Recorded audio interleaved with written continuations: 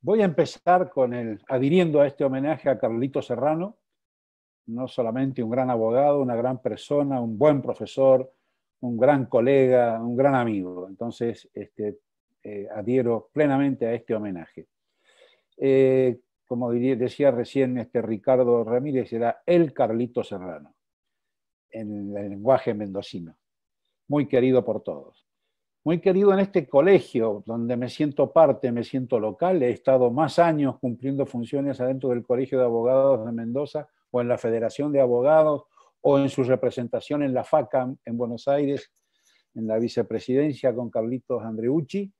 Estuve más años ahí que en la Corte, así que imagínense el cariño y el afecto, y a todo ese equipo al cual acaban de mencionar, del que, bueno, voy a personalizar en uno, en Alejandro Andrade, todo lo que hemos trabajado juntos durante tantos años, y estoy seguro que esto no se podría hacer sin ese equipo magnífico que ha sostenido el Colegio de Abogados de Mendoza, y sobre todo en materia de este trabajo en el informático y en las redes. Fuimos los primeros, fuimos de los primeros del país. Fuimos y nos copiamos un poco de Neuquén, que tenía un gran desarrollo también en este tema. Realmente con el Álvaro, ¿no? El Álvaro que todavía sigue también, me imagino, cumpliendo funciones. Pusimos las primeras listas en internet, las primeras listas de tribunales. Fue realmente con un gran apoyo del Negro Bom desde adentro de la Suprema Corte de Mendoza. Bueno, es historia, y a esa altura yo ya había escrito de los límites de los decretos de necesidad y urgencia. ¿Cómo será de viejo eso? Estoy hablando del año 94, cuando defendí eso como tesis doctoral. Y a modo anecdótico, yo la escribí toda y la defendí en junio del 94. En agosto me cambiaron la Constitución y me introdujeron el artículo 99.3.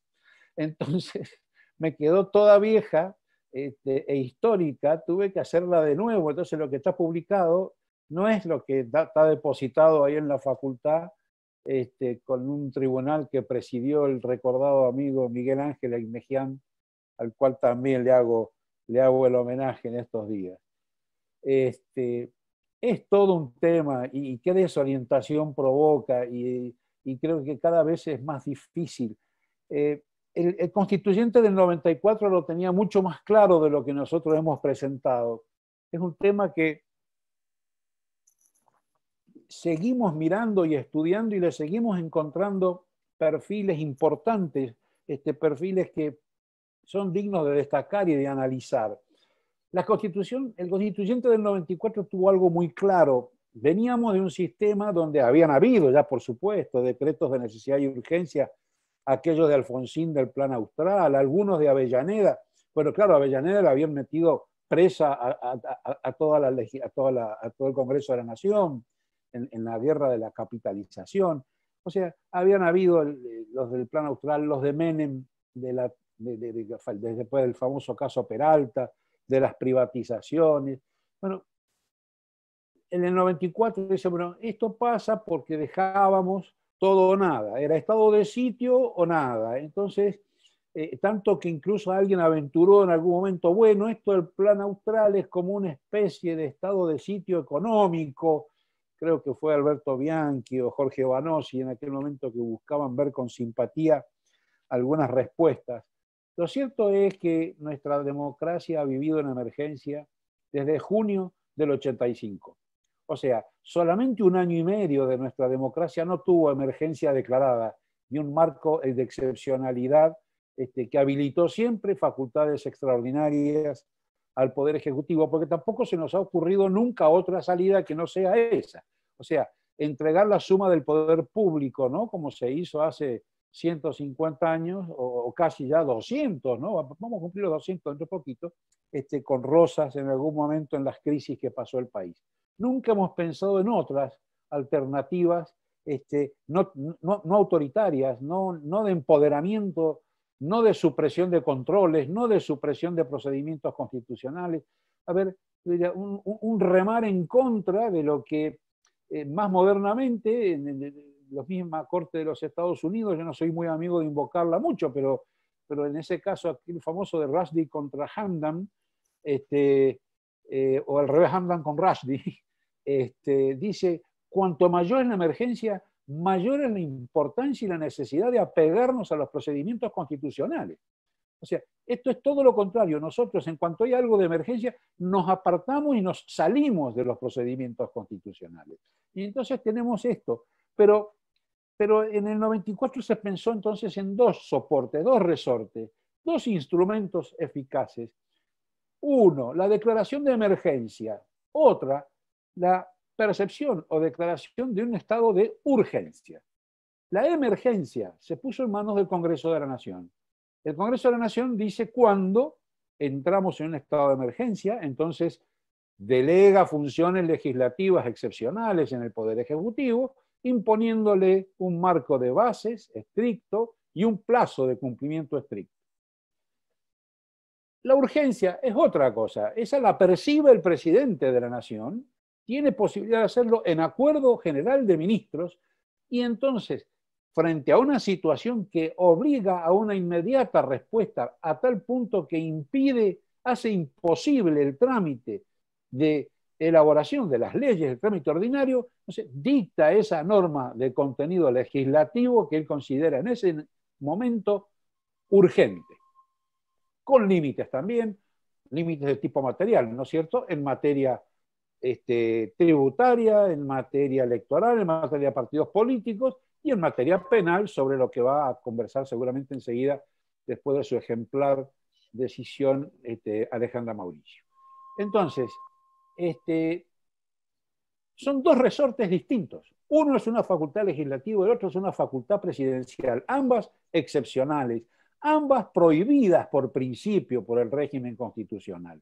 O sea, entonces exigen, imponen la necesidad de una clarísima justificación, de una acabada y satisfactoria explicación de su empleo y además de una especie de indubio en contra de su validez en casos en que no quede clara su justificación jurídica. Entonces, nosotros hoy atravesamos ambos institutos.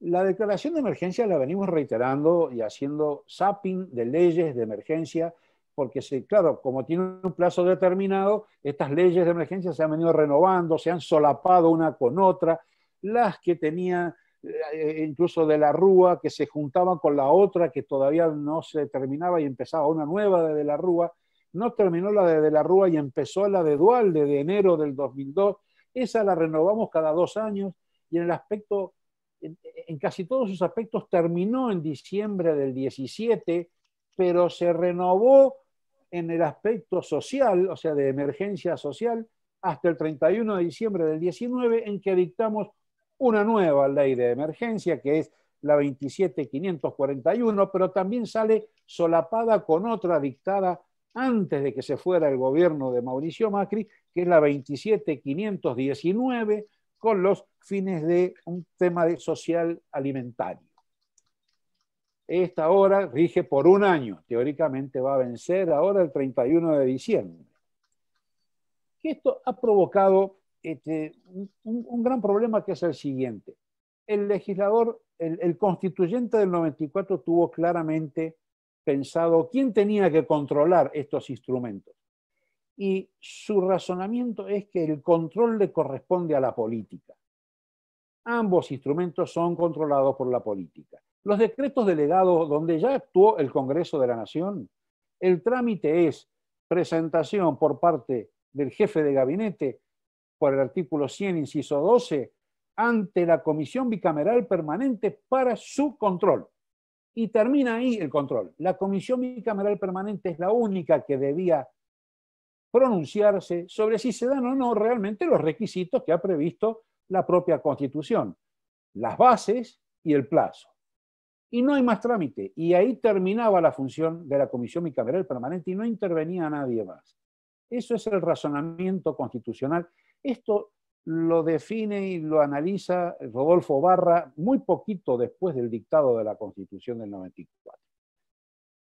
El DNU, en cambio, como es un apropiamiento unilateral, digamos, inconsulto, de parte del Poder Ejecutivo, el Congreso está mirando o a lo mejor no está en funciones, La imposibilidad del procedimiento ordinario de elaboración de las leyes puede deberse a muchísimas razones. Algunas de carácter fáctico, como por ejemplo no poder trasladarse, no poder encontrarse. Bien, entonces ahí el procedimiento es otro. Acuerdo General de Ministros, Comisión Bicameral Permanente, que en este caso únicamente dictamina, solo dictamina, y pronunciamiento de ambas cámaras sobre el contenido o sobre el decreto de necesidad y urgencia. Acá sí el Congreso quiere ser el quien verifica el contenido y el respeto de los límites del decreto de necesidad y urgencia. Bajo pena de nulidad absoluta, e insanable. La propia norma del 99, inciso 3, lo dice en una redacción poco feliz. Me sacó esto. Usted, sí está, no, me había sacado la pantalla en un momento.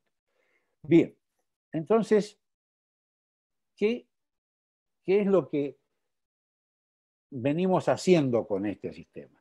En el año 2006, sí, 12 años después de dictada, de reformada la Constitución, el Congreso de la Nación dictó una ley que es la 26.122.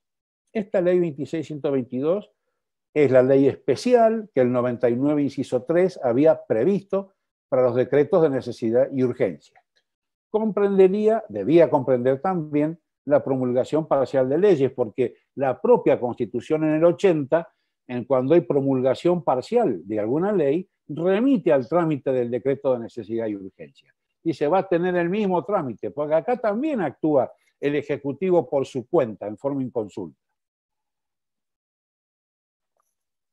Pero en este caso, esta ley 26.122, que respondió en ese momento a un proyecto que era del oficialismo del gobierno de Cristina Fernández, en el 2006 está Néstor Kirchner, y en el Senado defiende este proyecto Cristina Fernández de Kirchner.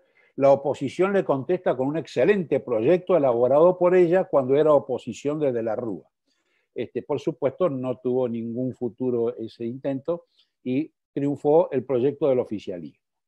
Este proyecto del oficialismo primero capturó los decretos delegados que no tenían por qué venir, tendrían que agotarse en la Comisión Bicameral Permanente, pero no, entraron como un capítulo más de esta ley. La Comisión Bicameral Permanente queda absolutamente desdibujada, porque si a los 10 días no ha producido su dictamen, ya opera directamente el trabajo de las cámaras. Las cámaras tratarán inmediatamente, por lo tanto, el dictamen de la Comisión Bicameral Permanente no solamente no es vinculante ni es decisivo, sino que además tampoco es necesario. O sea, puede no estar, puede no salir nunca el dictamen. Hay un trabajo excelente de un equipo que dirigió nuestro amigo Alfonso Santiago, que dirigió a Beramendi, a Castro Videla y a Dacunti. Salió en varias series de las revistas El Derecho, seguramente ya están todas juntas en un tomo. Un trabajo de seguimiento de todas las normas que se controlaron y se dictaron en esta materia desde el dictado de la ley 26.122. No sé si son 3 los casos en que el Congreso en sus cámaras llegó a tratarlo, a alguno de estos decretos. 3. Estamos hablando de cientos. Menem dictó 1 por semana en sus 10 años de gobierno. Kirchner dictó más de 1 por semana en sus 4 años y medio de gobierno. Cristina fue bastante más moderada, dictó muchos menos decretos de necesidad de urgencia. Macri hizo el ejercicio que pudo porque tuvo las cámaras en contra, o por lo menos no las tenía en apoyo. Y este gobierno viene haciendo un uso realmente, yo diría, totalmente descontrolado del resorte político. Doctor, quedan 5 minutos. Bien, quiere decir que entonces la Constitución que había creado un control político del Congreso, fuera por la Comisión Bicameral Permanente, por ambas cámaras, terminó en un sistema que se autodestruyó. O sea, la ley 26.122 hace necesaria la mayoría absoluta de ambas cámaras para poder derogar la norma. mayoría absoluta. Por lo tanto, da una vuelta copernicana al principio. Cuando dicta DNU el presidente de la Nación? Todas las veces que se le dé la gana, hasta que la oposición no logre juntar mayoría absoluta en las dos cámaras, para poder derogarle el decreto. Además, efectos derogatorios, consolidando derechos adquiridos de una norma que la propia Constitución dice que es nula, de nulidad absoluta e insanable. Entonces, creo que el resultado necesario es el que estamos viviendo.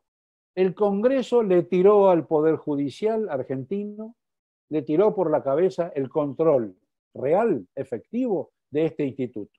Judicializó el control de la normativa de emergencia.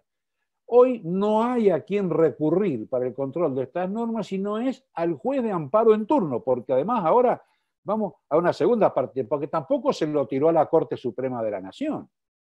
Esto terminó en la primera trinchera del Poder Judicial, que es la única que está en condiciones de dar las respuestas inmediatas, rápidas, urgentes, en general individuales, salvo alguna acción de algún interés colectivo, pero en general individuales, que es el juez de amparo, el juez del habeas corpus, es el juez de primera instancia, es el único en condiciones y es el único gracias al cual el Poder Judicial no queda mudo. Sobre el corralito, la Corte Suprema de la Nación tardó 10 años en pronunciarse.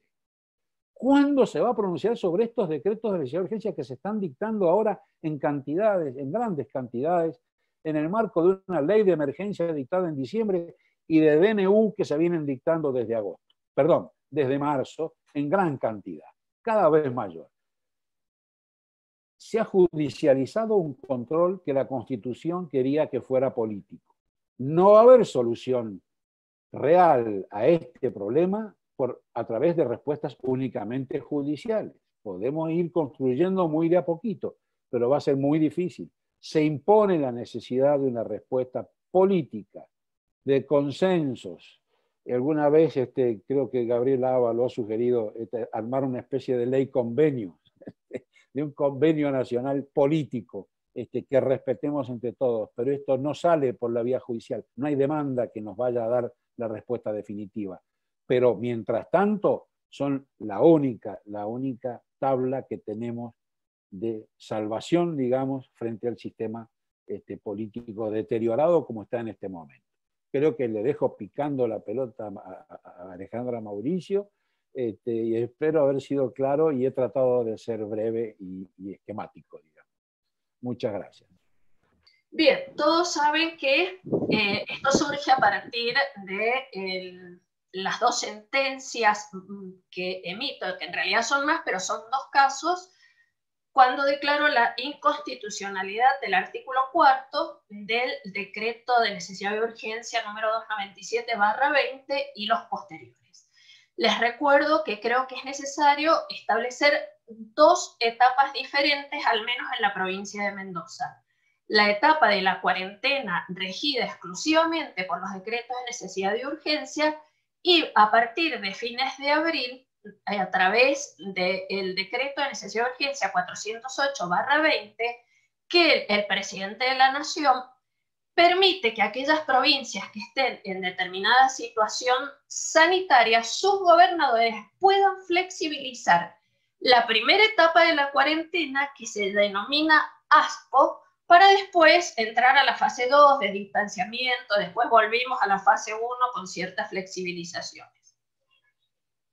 La verdad es que desde el punto de vista personal, desde el primer momento en que nos encerraron en nuestras casitas, a mí no me gustó mucho, o para decirles, no me gustó nada de esta situación.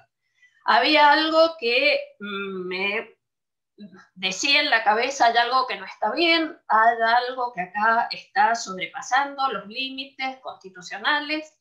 Una codefensora me hizo un comentario. Yo había visto una entrevista a Daniel Sapsay y a partir de entonces me puse a estudiar el tema. Así tenemos la primera etapa, que es la regulada exclusivamente por los decretos de necesidad de urgencia de Presidencia de la Nación, y la segunda, que van los decretos de presidencia con los decretos provinciales.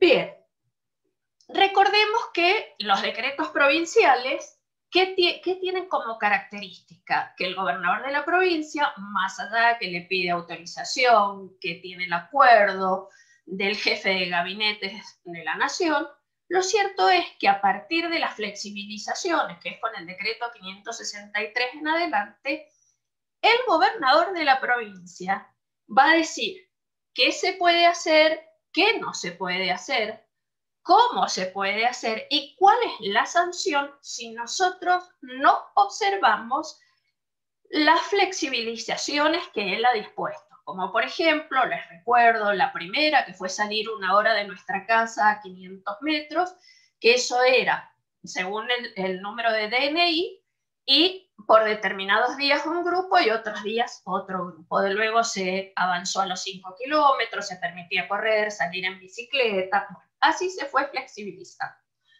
Y el gobernador de la provincia no solamente establecía qué podíamos hacer y qué estábamos autorizados a hacer, sino que además en cada uno de sus decretos y hasta el día de hoy dice que si nosotros cometemos una infracción a esas flexibilizaciones permitidas, la conducta va a estar sancionada con una multa.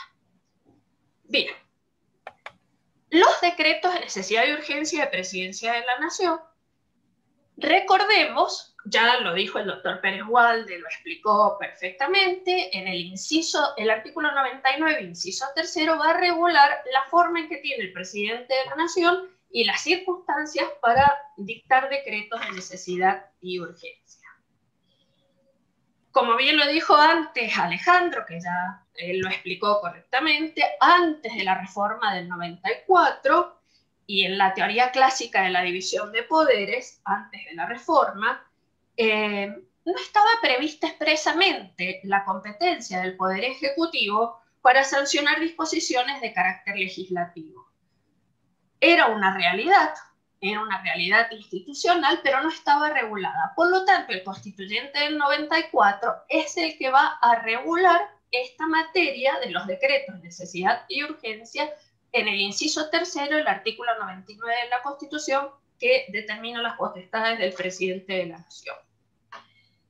Para ser muy sucinto, como ya lo adelantó Alejandro, para dictar decretos de necesidad y urgencia se requieren circunstancias excepcionales, que la Corte Suprema de Justicia de la Nación ya ha dicho en algunos fallos que son la imposibilidad de dictarse la ley mediante el procedimiento o trámite ordinario, o que la situación requiere una situación legislativa urgente que es incompatible con el trámite ordinario.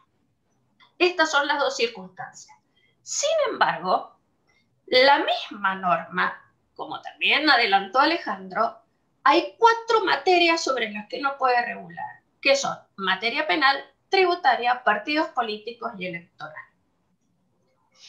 Cuando habla de regulación penal, ¿qué se entiende? A ver, es solo el Congreso de la Nación, conforme al artículo 75, inciso 12, el que está habilitado para dictar los códigos penales o las leyes penales especiales. ¿Esto qué significa para quienes no hacen derecho penal? Que es el Congreso de la Nación el que va a describir aquellas conductas que consideren delito, que van a ser consideradas un delito y a las que se les va a aplicar una sanción penal.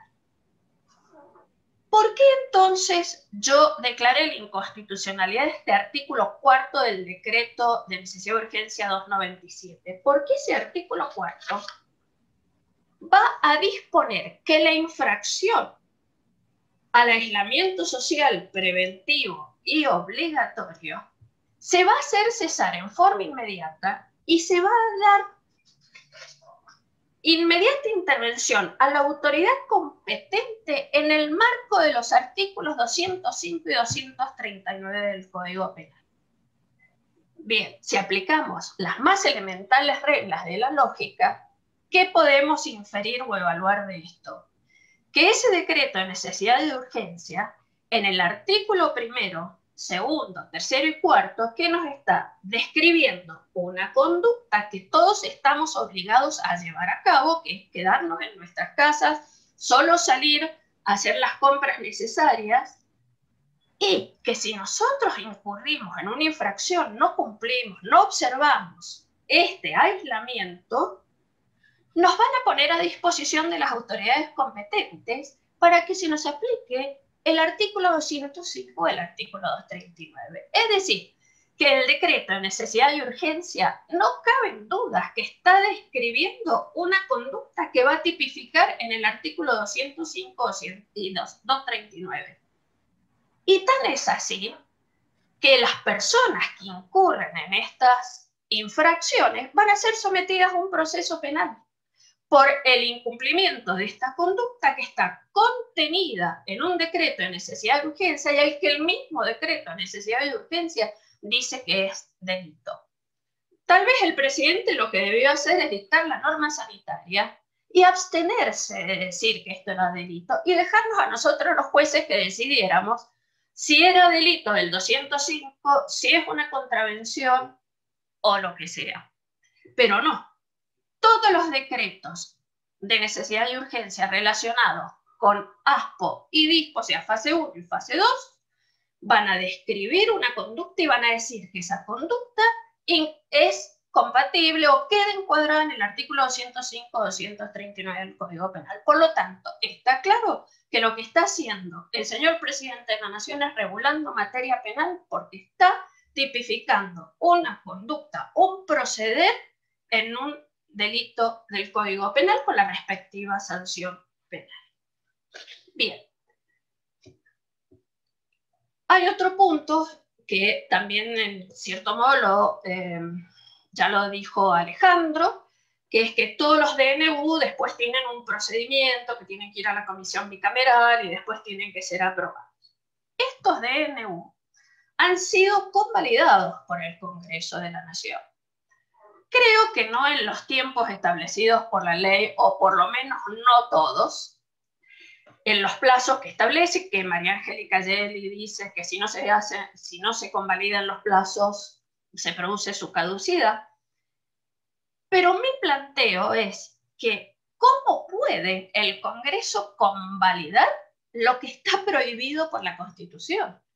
Es decir, lo que nació irregular, ilegal, nulo e insalvable, por más convalidación que tenga el Congreso de la Nación, no puede ser convalidado porque es una prohibición constitucional. Y por otra parte, en este mismo punto, creo que más allá de esta convalidación del Congreso de la Nación, tenemos que ello no lo sanea de los vicios constitucionales y por lo tanto el control no escapa al control judicial. Siempre todos estos actos tienen en definitiva el control judicial o control jurisdiccional de constitucionalidad para mantener la vigencia de la Constitución. Pero aquí no termina el problema, porque cuando se flexibiliza en la provincia de Mendoza, ¿qué va a ocurrir? Vamos a tener doble normativa vigente. Por un lado, estos decretos de necesidad de urgencia, pero luego tenemos las disposiciones emitidas por el gobernador de la provincia mediante decretos que sancionan la infracción con una multa. ¿Cuál es la irregularidad que yo empiezo a advertir en esto? Cuando los señores fiscales formulan la imputación y luego... Hola. Sí, cuando los fiscales llevan a cabo la imputación y luego la acusación, la base fáctica sobre la cual hacen estas imputaciones o acusaciones va a ser la infracción a las disposiciones provinciales, pero le aplican el 205 y las disposiciones nacionales en cuanto a la sanción, siendo que el mismo gobernador de la provincia está diciendo que esto está sancionado con multa. Someten a las personas a un proceso penal y les aplican una sanción penal cuando la infracción es un decreto o está descrita en un decreto provincial al cual el gobernador dice y sanciona con una multa. podemos discutir si el gobernador también puede aplicar multas.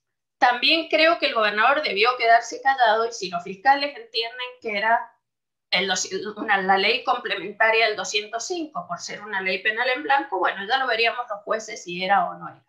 Pero lo cierto es que aquí tenemos esta doble persecución, doble imposición de sanción, lo cual en un sistema jurídico de derecho es inaceptable. Hay dos circunstancias que han planteado en los fiscales en los recursos de casación, que son: primero dicen que los DNU son una norma sanitaria. Lo cierto es que en parte son sanitarias, pero en parte contienen legislación penal, por lo que yo ya he explicado, porque la infracción la tipifican como un delito expresamente del artículo 205.239.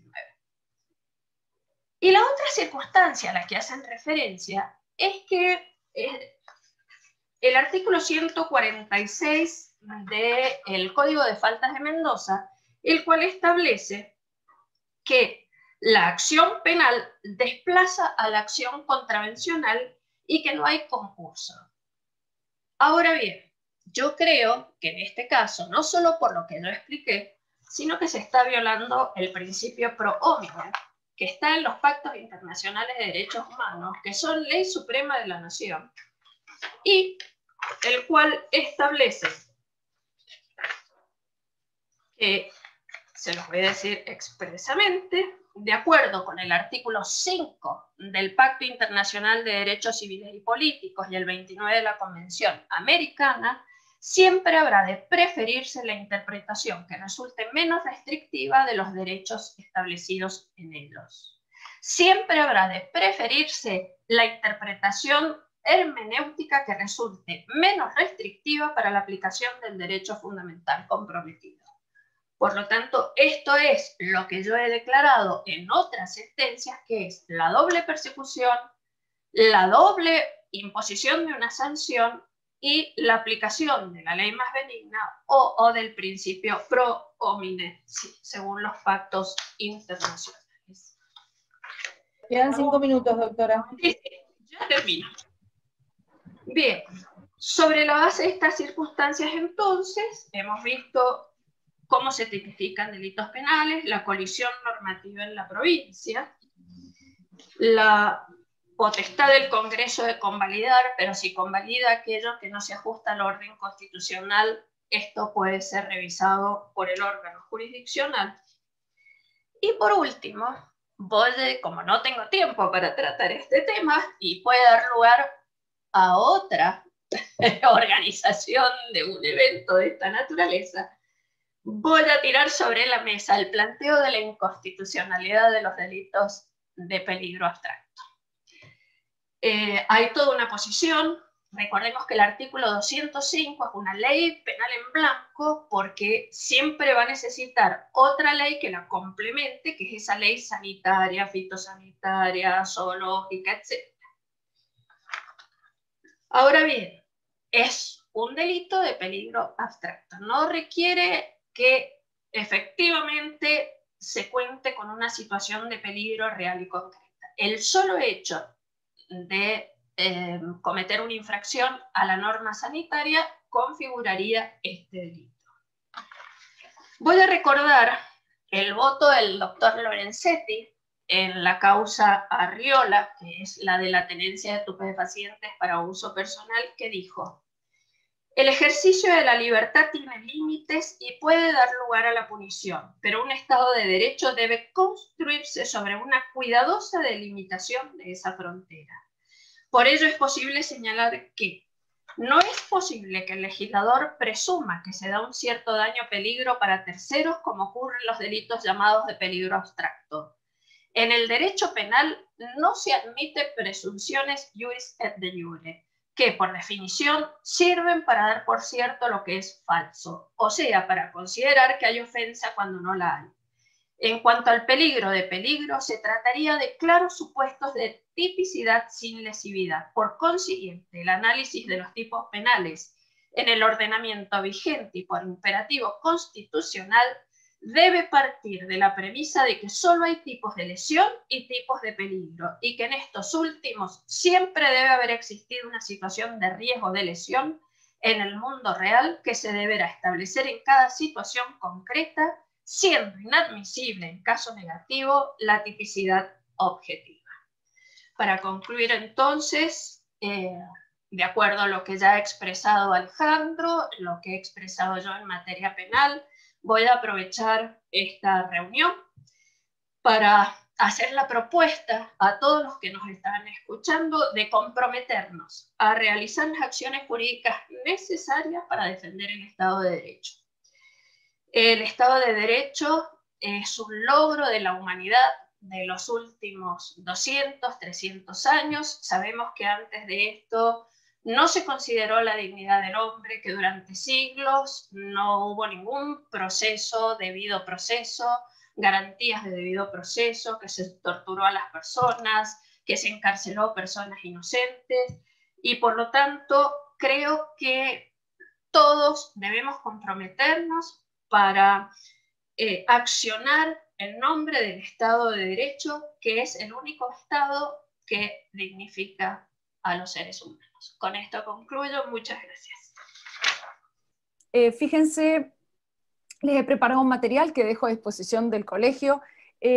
Quisiera estructurar esta intervención de la mano de consideraciones en torno a la emergencia y la distribución de competencias en el federalismo, siguiendo por aspectos de presidencialismo y federalismo, para luego analizar brevemente el comportamiento, sobre todo del Congreso de la Nación en relación a estos temas, para luego hacer algún aporte, alguna conclusión en base a lo que les voy a ir mostrando. El primer aspecto clave que un poco ha sido ya también abordado por los expositores anteriores, tiene que ver con esta configuración de la emergencia, y quiero encararlo en relación con la distribución de competencias en el país federal.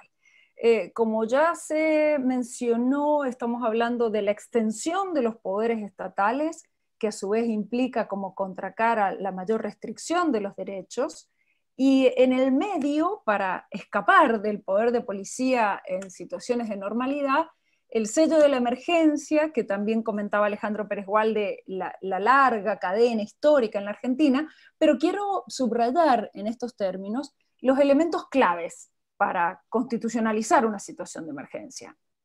La necesidad de recurrir al poder legislativo, a que sea solamente el Congreso Nacional o la legislatura provincial o el Consejo Deliberante Municipal o el órgano legislativo en la ciudad autónoma, los que instrumenten estas herramientas de excepcionalidad en manos del Estado.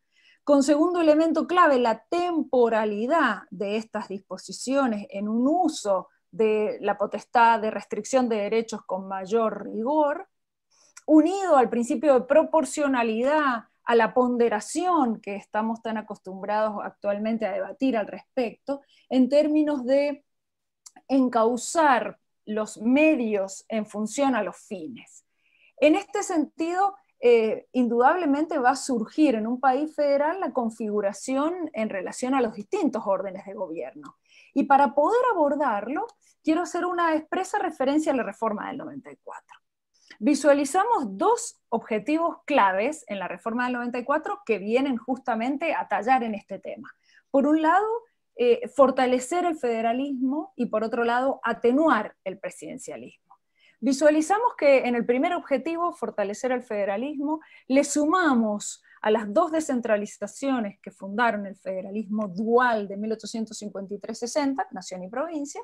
La reforma del 94 le suma dos órdenes de gobierno con autonomía: la Ciudad de Buenos Aires, cuyo régimen de gobierno autónomo es configurado en la misma Constitución a partir del artículo 129 y el resto de los artículos que perfilan la silueta de esta ciudad, concluyendo luego con el estatuto organizativo de la misma, y luego las autonomías municipales en una delimitación mucho más simple que la Ciudad de Buenos Aires, porque solamente se configura la obligación a las provincias de reconocer esta autonomía municipal y delinear sus alcances y contenidos en cada constitución provincial. Veamos entonces que para aumentar y para ser coherentes con esta mayor descentralización del poder, indudablemente tiene que venir de la mano la distribución de competencias. Y, por ejemplo, en materia de poder de policía, va a aparecer referenciado en el artículo 75, inciso 30, esta habilitación a provincias y municipios a llevar a cabo, a ejecutar su poder de policía e incluso de imposición, aún en los establecimientos de utilidad nacional, leyéndose de esta manera la reafirmación del reconocimiento también de potestades de policía en relación a los municipios, por supuesto a la ciudad en el ámbito competencial de cada uno. Mientras que en la atenuación del presidencialismo, como bien percibieron de las exposiciones anteriores, al haberse habilitado estas facultades de excepción, tanto de la mano del decreto de necesidad de urgencia, del decreto delegado, de la promulgación parcial de leyes, la Constitución quiso incorporar estas situaciones como excepcionales en un ámbito acotado, con control político del Congreso, como bien mencionaba el profesor Pérez Walde, pero en el diagrama constitucional y luego en la recepción legislativa con la ley 26.122, la realidad institucional posterior nos demostró que de aquella excepcionalidad hicimos la regla. De ahí que esta excepcionalidad no se vuelca en la práctica en situaciones normales, y ahora en situaciones de excepcionalidad, a mi juicio, el resultado es aún más disvalioso para el federalismo. Esto nos trae entonces un federalismo de descentralización con 4 órdenes de gobierno, con distribución de competencias en estos 4 órdenes de gobierno, versus un hiperpresidencialismo. Aquel objetivo de atenuación no se ve en la práctica de la mano de estos institutos y del ejercicio que supimos dar a estas instituciones, no se ve la disminución, sino al contrario, el potenciamiento de este poder ejecutivo. En este sentido, a la hora de hablar de distribución de competencias en este marco de sujetos ampliados del federalismo argentino, tenemos que advertir que, por ejemplo, en materia de salud, ya teníamos a fines del siglo XIX los famosos casos saladeristas de Podestá, Plaza de Toros, donde la Corte Federal ya se expidió en su momento en torno a las facultades de las provincias en materia de salud, indicando, por supuesto, la necesaria complementariedad con el Estado Nacional en la toma de decisiones sanitarias, que luego de 1994, en un repaso rápido, atento al tiempo limitado con que contamos, con la reforma de 1994, a partir de los instrumentos internacionales sobre derechos humanos con jerarquía constitucional y los que incorporamos con posterioridad, queda clara la obligación del Estado Nacional de garantizar, entre otros derechos, los relativos a la salud. Advirtamos entonces que, tratándose de un país federal, además, algunos instrumentos internacionales contienen cláusula federal, y aún los que no la contengan, cualquier compromiso del Estado Nacional en materia de asegurar derechos en relación a la salud compromete necesariamente a los estados locales, y en el caso argentino, a municipios y a ciudad.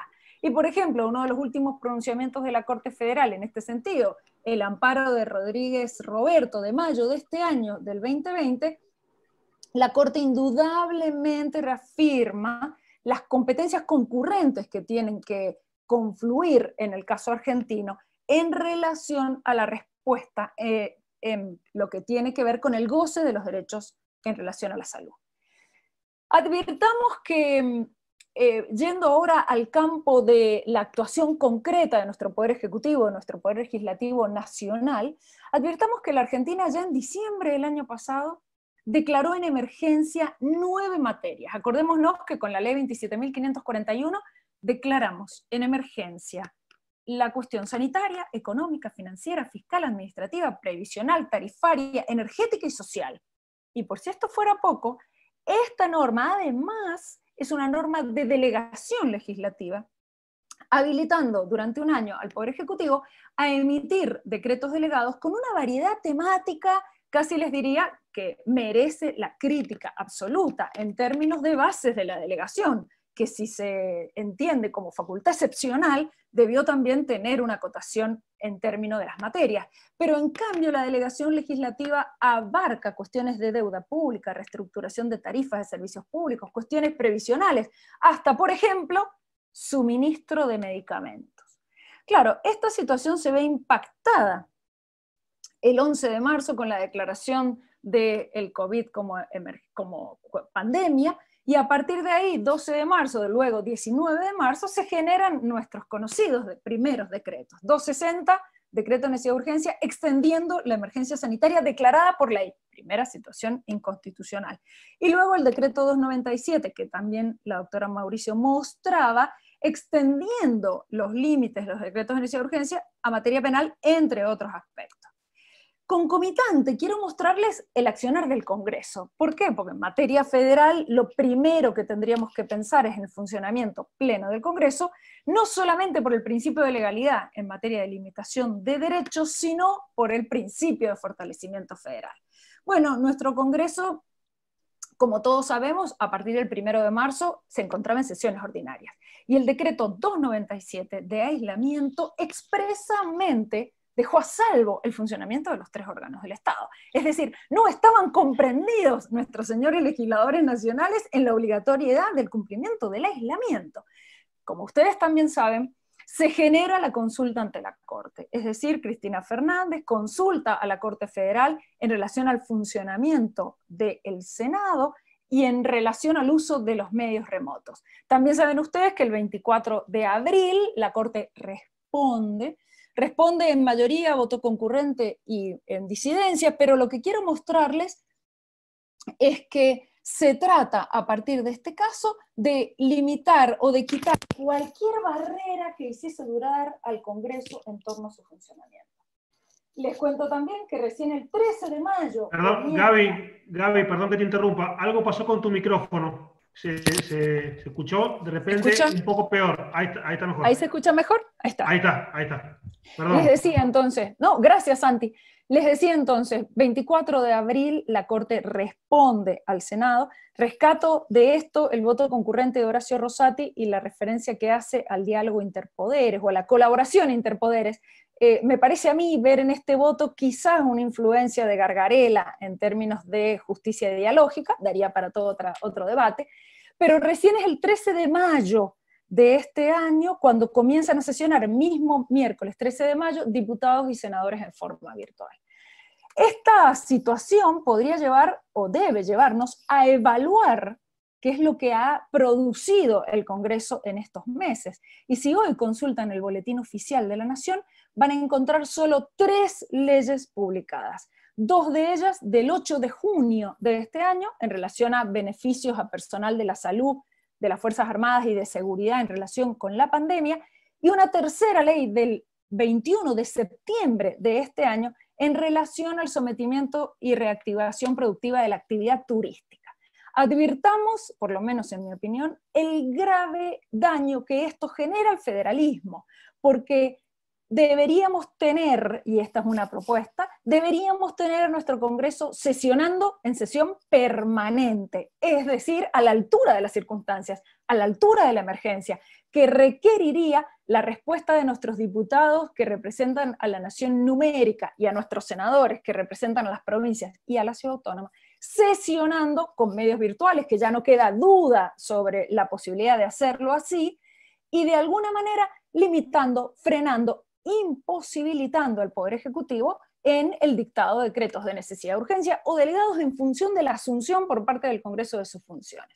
Al mismo tiempo, si leemos el boletín oficial al día de hoy, vamos a encontrar que versus esas 3 leyes del Congreso, tenemos 63 decretos del Poder Ejecutivo, 29 decisiones administrativas, 590 resoluciones administrativas, mostrándonos una complejidad en términos de hiperpresidencialismo y de además ejercicio de función legislativa, advirtiéndose entre toda esa cantidad de decretos algunos destacables. Por ejemplo, el decreto 457, donde habilita al jefe de gabinete a la reestructuración de partidas presupuestarias, donde violando el principio de legalidad le permite el uso de fondos reservados, donde violando también lo que implica el federalismo, deja en manos de un funcionario que no tiene ninguna legitimación democrática en términos de no haber surgido de las urnas, y menos legitimación federal, deja en sus manos la estructura presupuestaria y el cambio de partidas presupuestarias. Otro elemento que quiero mencionar de estos decretos, el uso que se da del artículo 128 de la Constitución Nacional. Fíjense que en varios de estos decretos, como el 297, como el 351, expresamente se pone el llamado a los gobernadores, intendentes y al jefe de la ciudad para que den cumplimiento a las medidas que esos decretos disponen, y se menciona que están obligados a cumplir con estas medidas como agentes naturales del gobierno federal. Acá me detengo 2 minutos en una célebre disputa entre Alberdi y Sarmiento en torno a este artículo 128, donde Alberdi le decía a Sarmiento que esta referencia a los gobernadores como agentes naturales del gobierno federal tenía que ver con que eran estos, dice Alberdi, los que dieron luz al otro, al gobierno federal. Alberdi hace aquí una mención concreta a esta realidad provincial preexistente en términos de haber constituido la Unión Nacional. Y habría que agregar a esta interpretación es que tanto el gobernador, los intendentes como el jefe de la ciudad, en una nueva reinterpretación del artículo 128, pueden ser considerados agentes naturales, pero para el cumplimiento de la Constitución y de las leyes de la nación. Advirtamos esta última parte. Solamente están obligados a, por supuesto, respetar la supremacía constitucional, a hacer efectiva esa supremacía, pero no al cumplimiento de un decreto donde lo primero que se cuestiona, y es lo que yo hago, es la constitucionalidad de los mismos. Por último, propuestas que tienen que ver con el fortalecimiento federal. Creo que Congreso funcionando en forma permanente, atento a la emergencia, y en el acuerdo con provincias, generando una ley convenio de presupuestos mínimos. 2 apreciaciones. La reforma del 94 trajo, para fortalecer el federalismo, la concreción del federalismo de concertación a partir de la ley convenio de coparticipación. Y en el artículo 141, esta conjugación de presupuestos mínimos fijados por la nación en materia ambiental y complementarios fijados por las provincias. De ahí que propongo que combinemos estos 2 elementos de concertación a partir de una propuesta de ley convenio de presupuestos mínimos de emergencia, permitiendo que cada provincia, a su vez acordando con sus municipios sobre esos presupuestos mínimos de protección de la salud pública y de la reactivación de todas las demás áreas involucradas, pueda completar y mejorar la protección solo en aquellos lugares que fuese necesario.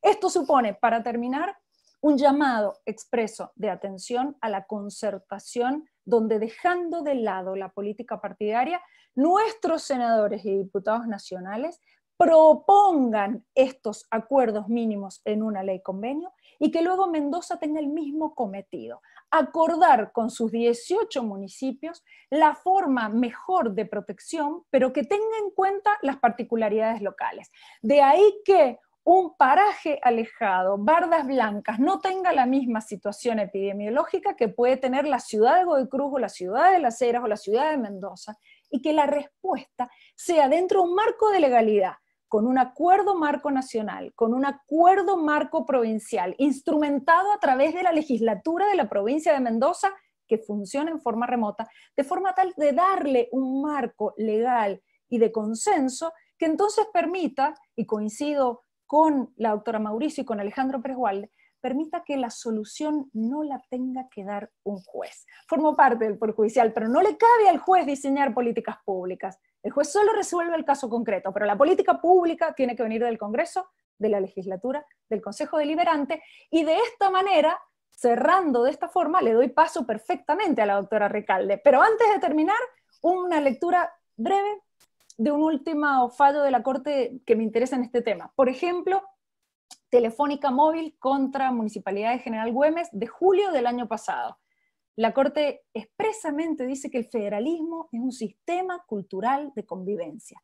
En el federalismo tienen que hacer pie y tenemos que defender los principios de subsidiariedad, de solidaridad y de lealtad federal.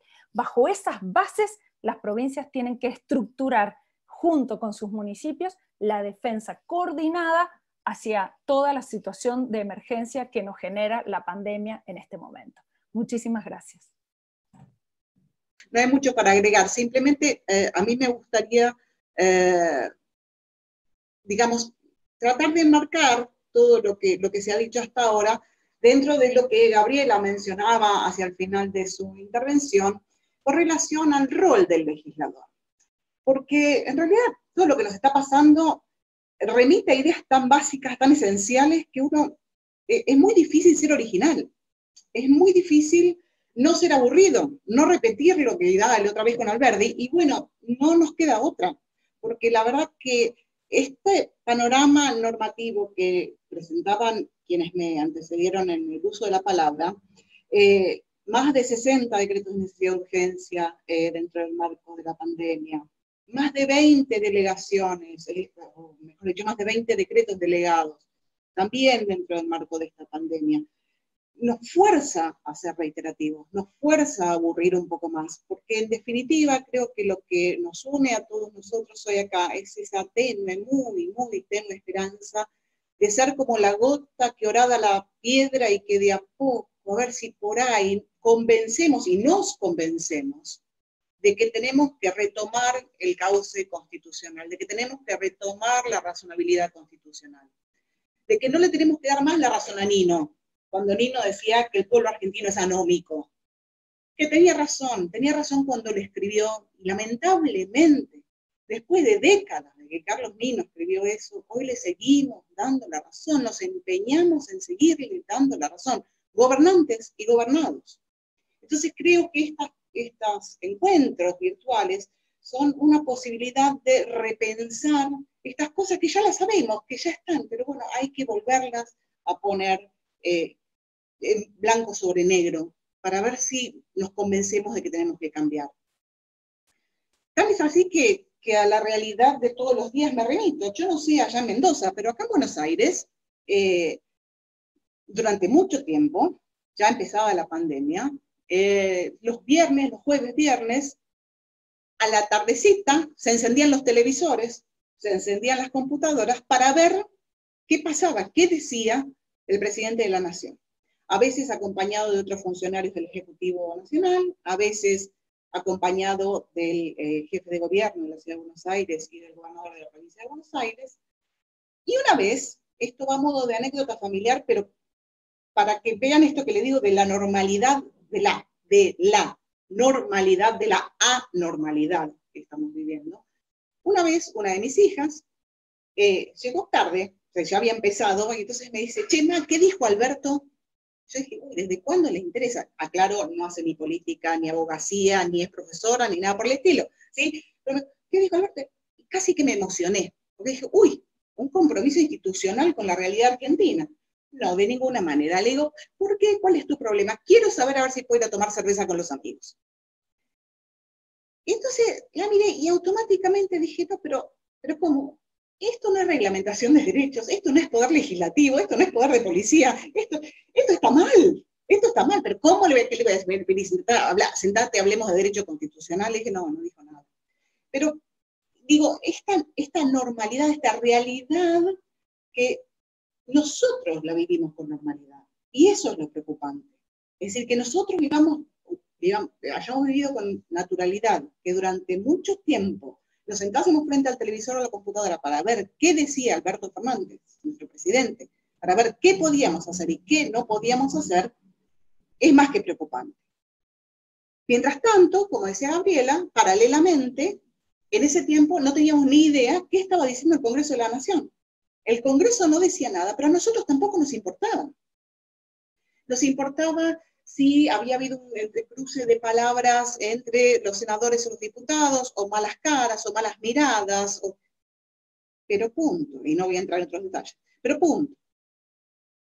Entonces, esto nos hace confirmar que tenemos que volver a la naturalidad de la constitucionalidad, aún dentro del marco del COVID-19. Por eso, a riesgo de ser reiterativa y aburrida, voy a volver sobre el ABC.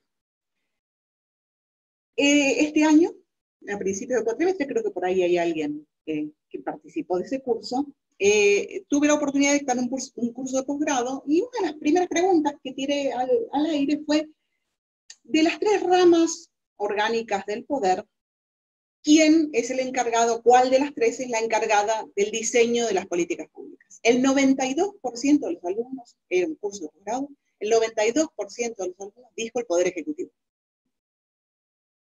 Eso está mal. No es así.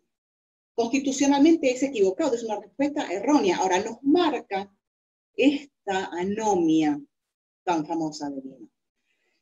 Entonces, lo preocupante es que de esta percepción de que el encargado de diseñar las políticas públicas en nuestro país es el Poder Ejecutivo, derivan una serie numerosísima de inconstitucionalidades. Nuestro esquema constitucional no estuvo pensado así. Nuestro esquema constitucional estuvo pensado para darle la primacía en el diseño de las políticas públicas al Poder Legislativo.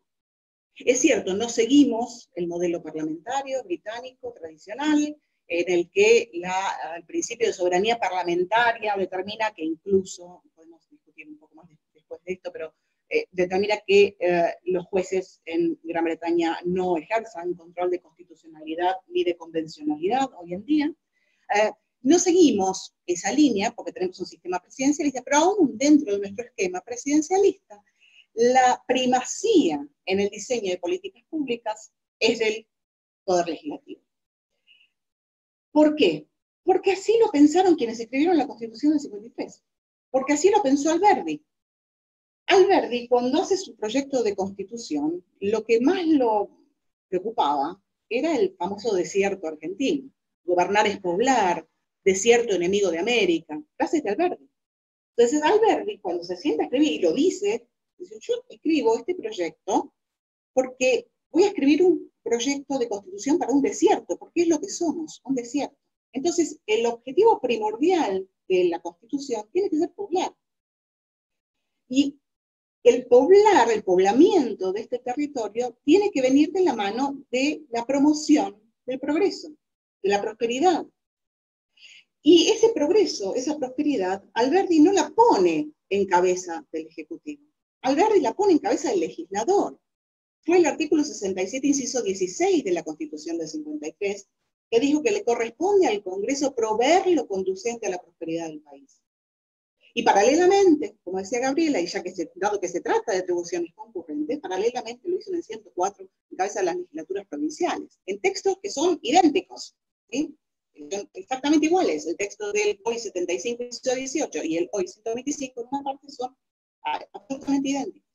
Y digo que esto fue Alberdi porque es una norma que no está en la Constitución de Estados Unidos, que es la otra fuente constitucional de los argentinos. ¿Sí? La cláusula de la prosperidad no está en la Constitución norteamericana, es de génesis alberdiana. Entonces, Alberdi ya desde el comienzo pensó al Congreso como sujeto de diseño de políticas públicas en la República Argentina, en temas federales y en temas locales de las provincias, las no delegadas expresamente a través de la Constitución en el gobierno federal, según lo dispone el 121, en las legislaturas locales. Esto pasó en la Constitución de 1853, y podemos decir, bueno, es historia vieja, y no voy a tomar las menciones que hicieron los que expusieron anteriormente sobre la reforma del 94, porque en 1994 la idea fue similar y el esquema diseñado fue el mismo. Tan fue así que al artículo 75, inciso 18, con absoluta lógica matemática le sigue el artículo 75, inciso 19, que dice que le corresponde al Congreso probar lo conducente al desarrollo humano.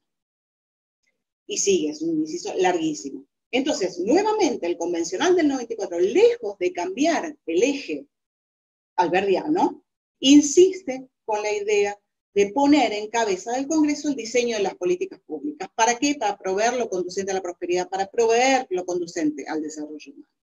Ahora, dentro de ese marco, también, del 99, es que se incorpora, como contó muy bien Alejandro, los decretos de necesidad de urgencia y los decretos delegados. En el 99, inciso 3, la necesidad de urgencia, en el artículo 76, los decretos delegados.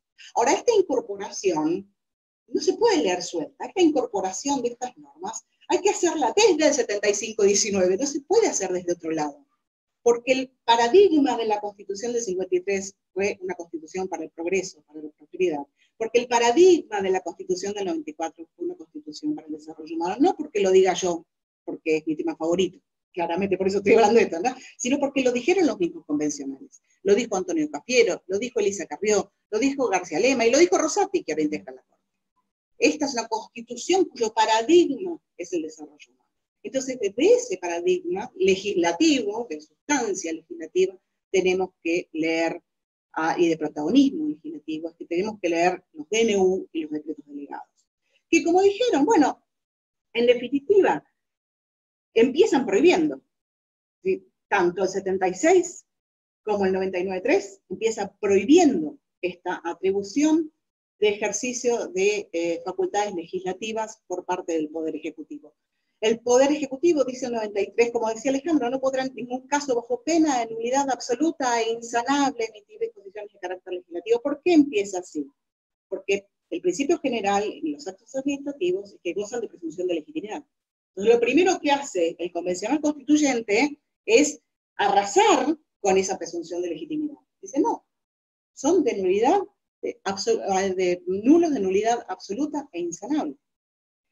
Argibay, Carmen Argibay, en el caso Massa, en 2006, va a decir que esta manda que está dirigida expresamente, esta prohibición que está dirigida expresamente al presidente de la Nación, en tanto titular del Poder Ejecutivo, hace que cambiemos el principio de presunción de constitucionalidad.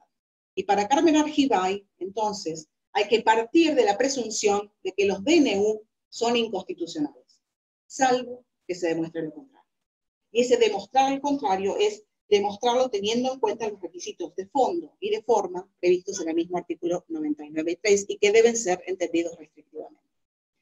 Paralelamente, desde otro ángulo, como lo decía Gabriela bien recién, el rol protagónico del legislador, tanto nacional como local, tiene que ser leído desde el ser el legislador, el titular de la reglamentación de los derechos. El principio de legalidad de la reglamentación de los derechos surge claro en la Constitución. Artículo 14, primera parte, artículo 19 de la Constitución.